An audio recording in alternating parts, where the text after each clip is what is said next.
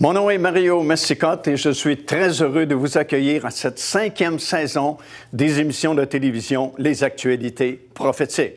Eh bien oui, ça fait déjà 5 ans que nous produisons cette série d'émissions de télévision.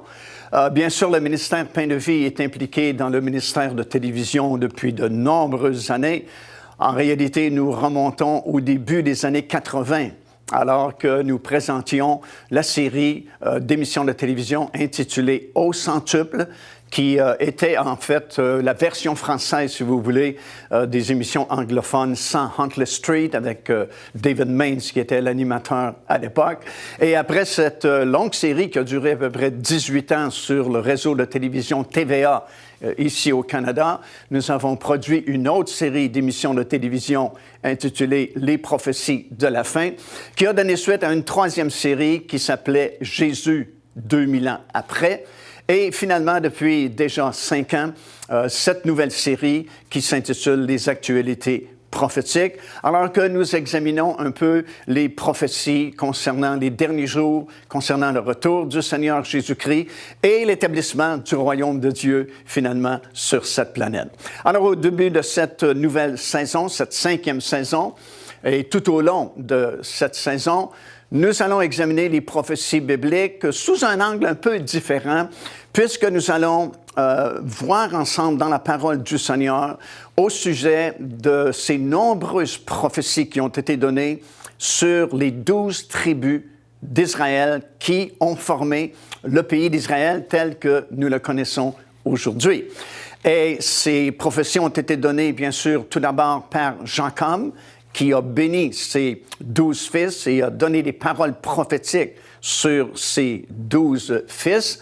Moïse également a prophétisé concernant les 12 tribus d'Israël, comme nous le verrons dans le livre du Deutéronome. Et vous savez, les 12 tribus, c'est encore d'actualité. Au début de la fondation de l'Église, par exemple, nous lisons dans la parole du Seigneur, dans l'Épître de Jacques, c'est dans le 1er chapitre et au 1er verset, nous lisons ceci. Jacques dit aux 12 tribus qui sont dans la dispersion. Et bien sûr, nous savons qu'à l'époque, lorsque l'Église a été fondée par la venue du Saint-Esprit sur les 120 disciples qui étaient dans la chambre haute, il y a eu cette grande Église qui a été formée à Jérusalem, qui était formée au tout début entièrement de Juifs qui avaient accepté le Seigneur Jésus-Christ. Et à cause du meurtre d'Étienne, il y a eu une grande persécution contre l'Église de Jérusalem et plusieurs Juifs qui avaient accepté le Seigneur ont dû fuir, ont dû se répandre dans différentes régions autour de Jérusalem. Et c'est pourquoi Jacques s'adresse aux 12 tribus. Remarquez qu'il sait encore que les 12 tribus existaient à cette époque-là, qui sont justement dans la dispersion. Même dans le Nouveau Testament, nous lisons au sujet de plusieurs personnages bibliques qui savaient de quelle tribu ils appartenaient. Par exemple, Anne, nous lisons dans le livre des Actes des Apôtres, elle était de la tribu d'Asser. Saül, le premier roi d'Israël, nous lisons dans le livre des Actes des Apôtres qu'il était de la tribu de Benjamin. L'apôtre Paul aussi, dans son propre témoignage, admet qu'il est de la tribu de Benjamin. Et même aujourd'hui, à notre époque, il y a quelques jours à peine, je voyais ces nouvelles qui circulaient sur Internet et sur les médias d'information disant que le porte-parole du Sanhédrin, parce que le Sanhédrin a été recréé, reformé à notre époque, et le porte-parole du Sanhédrin disait que le temps est venu pour que les 12 tribus occupent le territoire qu'elles possédaient lors de la conquête du pays de Canaan. Alors, c'est vraiment d'actualité parce qu'on parle aujourd'hui en Israël de distribuer les 12 tribus selon les possessions qu'ils avaient lorsqu'ils ont fait la conquête du pays de Canaan il y a plusieurs années. Alors, ça va être très intéressant d'étudier ces prophéties-là qui ont été données par Jacob. Jacob a donné ces prophéties-là vers la fin de sa vie. Elles sont mentionnées dans le livre de la Genèse, dans le 49e chapitre, à compter du 1er verset jusqu'au verset 28. Jacob va réunir ses 12 fils et va leur donner des paroles prophétiques concernant leur avenir. Le moment est important parce que Jacob bientôt ne sera plus parce qu'il va mourir. Alors, qu'est-ce qui va arriver des 12 tribus? Parce qu'à cette époque-là, ils étaient en Égypte, si on se souvient bien. Que va-t-il leur arriver? Quel sera leur avenir? Alors, le moment est très important, alors qu'il réunit ses 12 fils autour de lui pour leur donner justement des paroles prophétiques. Et nous allons constater au cours des émissions tout au long de cette 5e saison que les paroles prophétiques qui ont été données aux 12 fils de Jacob se sont vraiment accomplies telles qu'elles avaient été prononcées. Nous verrons également des prophéties qui ont été données par Moïse et ces prophéties-là, bien sûr, sont accomplies et la plupart de ces prophéties-là sont déjà accomplies, mais une certaine portion reste à accomplir, comme nous le verrons au cours de ces émissions. Alors, ça va être très intéressant. C'est une nouvelle façon, une nouvelle perspective de voir les prophéties de la fin, mais nous allons apprendre beaucoup de choses et tirer de grandes leçons. Joignez-vous à nous afin de célébrer le Seigneur et entendre le message de la parole de Dieu par l'évangéliste Mario Massicotte. Venez recevoir ce que Dieu a préparé pour vous. Visitez notre site web www.paindevie.org afin de connaître notre itinéraire. Nous serions très heureux de vous rencontrer et de vivre des moments forts avec le Seigneur.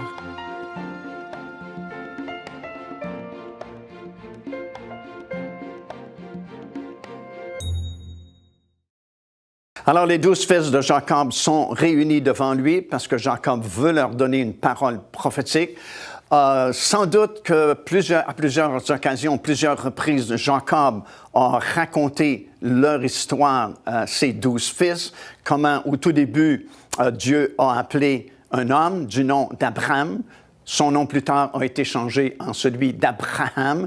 Et comment Dieu a appelé cet homme, lui a demandé de quitter son pays, quitter sa famille, parce qu'il voulait le diriger vers un pays qu'il voulait lui donner à lui et à ses descendants à perpétuité. Ils ont sans doute entendu Jacob leur raconter l'histoire de la naissance miraculeuse d'Isaac, alors que Dieu leur avait promis un fils et une grande postérité, tellement grande que si on peut compter les étoiles qui sont dans le ciel et les grains de sable qui sont sur le bord de la mer, on pouvait aussi compter la postérité d'Abraham. Et comment Dieu a dû intervenir parce que Sarah était stérile.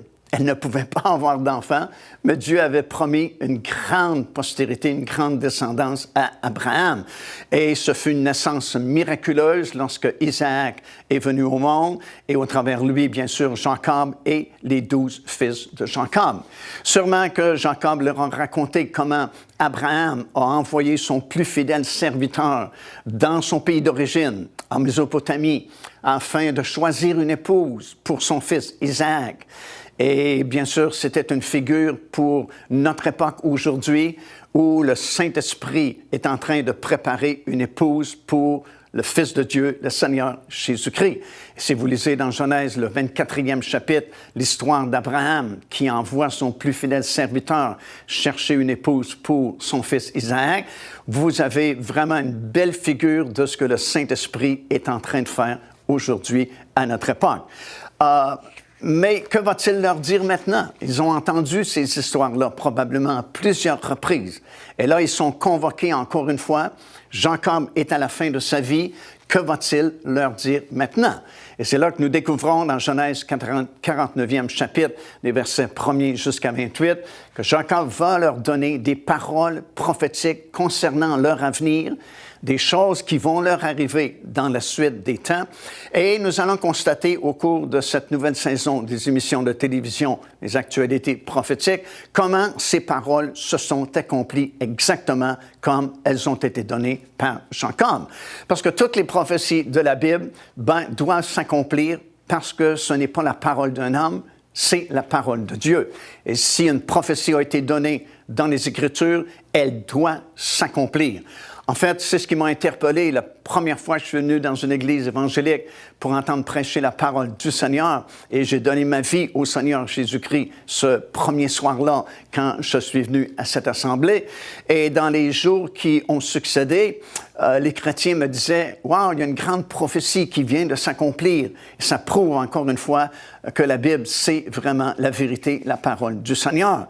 Et j'ai été vraiment étonné parce que je n'avais jamais lu la Bible auparavant. Et comme probablement plusieurs personnes encore aujourd'hui, je pensais que la Bible parlait de religion et ça ne nous intéressait pas à l'époque. Mais là, j'ai été surpris parce qu'on me disait que la Bible parlait de prophéties, de guerres, de royaumes qui ont été conquis. Et ça m'a vraiment interpellé et ce qui a donné naissance au ministère que je fais depuis plusieurs années passées. De toute façon, voici ce qui est écrit dans la parole du Seigneur. C'est dans 2 Pierre, dans le premier chapitre, verset 19 jusqu'à 21.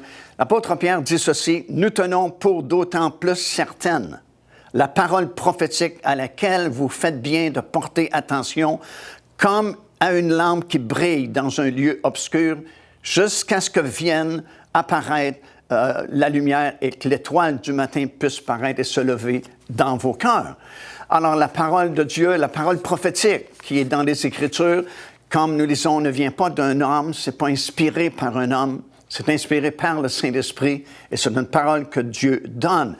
Et chaque prophétie qui a été donnée, qui devait s'accomplir avant aujourd'hui, cette parole a été accomplie exactement comme elle a été donnée. Certaines prophéties étaient vraiment très particulières, vraiment très spéciales, comme dans Ésaïe, chapitre 44 et le verset 26, alors que le peuple a été déporté à Babylone et que la ville de Jérusalem a été partiellement détruite, le temple aussi. Dieu dit ceci: « Elle sera rebâti et habité, et le temple sera reconstruit. » Et au verset 28, il dit: « Je dis de Cyrus, il est mon berger, et il accomplira ma volonté, et il dira de Jérusalem qu'elle soit rebâtie, et du temple qu'il soit fondé. » Wow! Dieu dit au sujet de cet homme, Cyrus, il va dire que Jérusalem soit rebâtie et que le temple soit fondé. Le seul problème, c'est que Cyrus n'existait pas encore lorsque Ésaïe a prononcé cette parole. Ça va prendre 150 ans avant que Cyrus vienne au monde. Mais 150 ans avant, Dieu dit, cet homme va naître, voici comment il sera appelé Cyrus, et même voici ce qu'il va déclarer, que Jérusalem soit rebâtie et que le temple soit fondé. Et si vous connaissez votre Bible, vous savez que Cyrus, il a déclaré exactement que Jérusalem soit reconstruite et que le temple soit fondé, et ça a permis aux Juifs de sortir de Babylone et revenir s'établir dans le pays d'Israël et accomplir la parole. Il y a 2000 ans, exilés sur une île, une multitude de mystères, une révélation pour le futur. Apocalypse. Découvrez les secrets et les bénédictions que l'apôtre Jean a écrits dans ce livre mythique. Avec ce nouveau coffret DVD, renfermant plus de 10 heures d'enseignement. Apocalypse, disponible au www.paindevie.org. Alors, comme nous le constatons, les prophéties de la parole de Dieu sont réelles et elles doivent s'accomplir tôt ou tard parce que ça ne vient pas de la volonté d'un homme, comme nous avons lu, mais c'est poussé par le Saint-Esprit que des hommes ont prophétisé de la part du Seigneur. Et une grande partie de ce livre-là que nous appelons la Bible, ce sont des prophéties, des choses qui sont annoncées d'avance comme devant s'accomplir. Et en réalité, c'est une des plus grandes preuves que la Bible, c'est la parole du Seigneur. C'est vraiment la vérité, parce que chacune d'elles s'est accomplie, souvent dans les moindres détails qu'elle avait été donnée. Si vous prophétisez ou annoncez quelque chose pour l'avenir et que la prophétie est simple, c'est plus simple à accomplir. Si je prophétie, par exemple, que demain, il va faire beau, j'ai 50% des chances qu'il fasse beau ou mauvais. Mais si j'ajoute beaucoup de détails, comme je prédis que demain avant-midi, ce sera beau, mais demain après-midi, ça va se couvrir et demain soir, il va pleuvoir, plus j'ajoute de conditions, de détails, plus c'est difficile à accomplir dans ces moindres détails. Et certaines prophéties avaient vraiment beaucoup de conditions, beaucoup de détails, mais chacune d'elles a été accomplie exactement comme elle avait été donnée. Alors, on peut se fier à la parole du Seigneur, et des exemples comme je viens de donner concernant Cyrus. Wow, c'est quand même extraordinaire. Lorsque Ésaïe, le prophète, a prophétisé ces choses, ce monsieur-là n'existe pas encore. Ça va prendre à peu près 150 ans avant qu'il vienne au monde, mais Dieu savait d'avance qu'il viendrait au monde. Dieu savait d'avance qu'on l'appellerait Cyrus, et Dieu savait d'avance qu'il serait un instrument entre ses mains. D'ailleurs, il l'appelle « il est mon berger ». Ça va devenir un instrument entre les mains de Dieu pour permettre au peuple juif de sortir de Babylone, où ils étaient allés en captivité, et revenir s'établir en Israël. Et Cyrus a donné la permission, vous pouvez le lire dans la parole de Dieu, dans l'Ancien Testament, a donné la permission à Israël de sortir de Babylone et revenir s'établir dans le pays d'Israël, a donné l'ordre de reconstruction de la muraille de la ville de Jérusalem, de la ville elle-même et du temple qui a été restauré. Et vous avez des livres complets comme Néhémie dans la Bible, le livre d'Esdras et Zorobabel qui ont travaillé justement à la reconstruction de la muraille de la ville de Jérusalem, la ville elle-même et la restauration du temple qui avait été détruit par l'invasion babylonienne quelques années auparavant. Alors, lorsqu'on parle de prophétie, c'est quelque chose de certain, quelque chose de sûr, parce que ça vient de l'Éternel. Et alors que nous regardons, ou que nous allons regarder à ces prophéties-là données par Jacob sur ses 12 fils, encore une fois, nous allons constater que ces grandes prophéties ont été accomplies dans chacune de ces 12 tribus. Les 12 tribus existaient autrefois. Elles existent encore aujourd'hui sous une forme différente, mais comme j'ai mentionné, déjà, il y a ce sentiment-là, cette pensée-là en Israël, surtout du côté du Sanhédrin et des gens de l'Institut du Temple, non seulement de rétablir les 12 tribus en Israël, mais les distribuer dans le pays d'Israël moderne, comme c'était fait lors de la conquête du pays de Canaan il y a à peu près 2000 ans passés. Lorsqu'on parle du peuple juif, bien sûr, dans la pensée populaire, il y a beaucoup d'antisémitisme. Beaucoup de gens détestent les Juifs. On était parmi ces gens-là avant d'accepter le Seigneur Jésus-Christ. Souvent, on détestait les Juifs sans savoir pourquoi vraiment on les détestait. Parce que c'est une pensée un peu populaire et on accuse les Juifs de tous les maux de la planète et tout ce qui va mal sur cette terre, c'est souvent, disent-ils, à cause des Juifs. Mais comme nous allons le constater au cours de cette nouvelle saison, ils sont là aujourd'hui et ils sont là pour rester. Nous allons même les voir dans le règne de 1000 ans. Nous allons même voir leur nom inscrit sur les 12 portes de la Jérusalem restaurée durant le règne de 1000 ans et la nouvelle Jérusalem qui va descendre du ciel sur la nouvelle terre et qui va durer éternellement. Le nom de ces 12 tribus sera, encore une fois, placé sur les 12 portes de la nouvelle Jérusalem. Alors, ce n'est pas pour demain qu'ils vont disparaître. Ils sont là pour rester parce que souvenez-vous de la promesse que Dieu avait faite à Abraham. Il lui avait dit, tu vas avoir un fils, même si son épouse était stérile. Et par ce fils-là, je vais te donner une postérité aussi nombreuse que les étoiles dans le ciel et aussi nombreuse que les grains de sable qui sont sur le bord de la mer.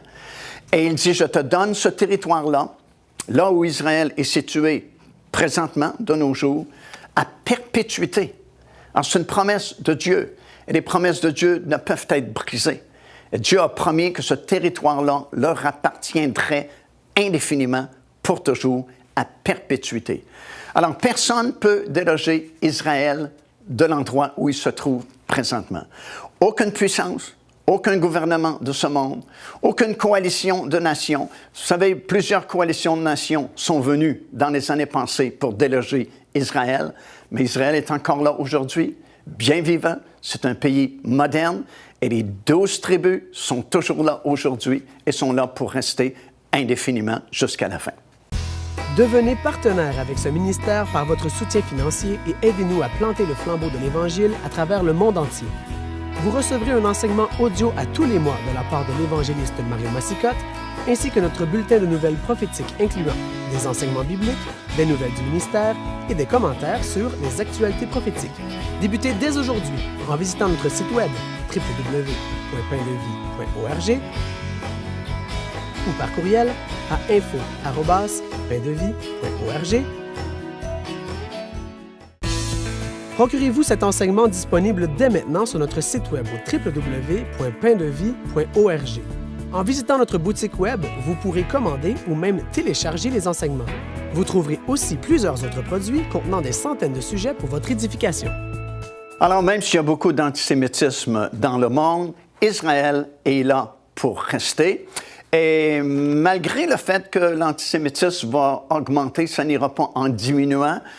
Si nous regardons aux prophéties de la Bible, ça va aller de pire en pire, vraiment. Ça va s'accentuer jusqu'à la toute fin. Si bien que dans le livre du prophète Zacharie, dans le 12e chapitre, le prophète a prophétisé concernant notre époque et il a dit qu'à la toute fin, toutes les nations du monde seront rassemblées contre Israël, contre Jérusalem, pour détruire le peuple juif.